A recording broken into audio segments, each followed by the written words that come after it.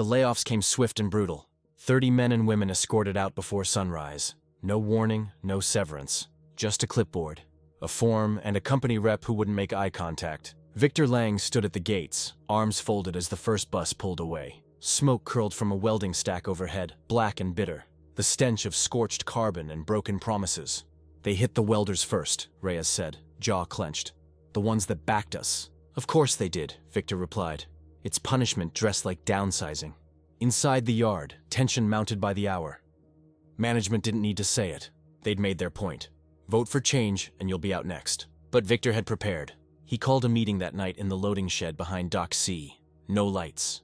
Just the orange flicker of a heater barrel and the dull glow of emergency lanterns. "They want us scared," Victor said, standing on an overturned crate. "But we're not going to fold. Starting now, the Brotherhood takes care of its own." Camilla handed out thick paper slips, each marked with a stamp and a number. Food vouchers, redeemable at a sympathetic grocer who didn't ask questions. "Where'd these come from?" someone asked. Victor didn't answer. Instead, he nodded toward Reyes, who unzipped a duffel and revealed a stack of ration packs. Army surplus, salvaged from river smugglers they'd dealt with before the vote. "We've got a supply line," Victor said. "No one goes hungry. You've got family, they eat too. We've also started pooling strike funds, shared wages. You give what you can, take what you need. This isn't charity, it's survival." The mood in the room shifted. Uncertainty gave way to something older, something tribal. They weren't just workers anymore. They were a unit. Later that week, Victor met in secret with a planetary counselor named Amina Dre. She represented one of the outer river districts, a forgotten region, leveraged only during elections. "I've seen your footage," she said, seated in the back of a solar-powered taxi. "You're building something dangerous."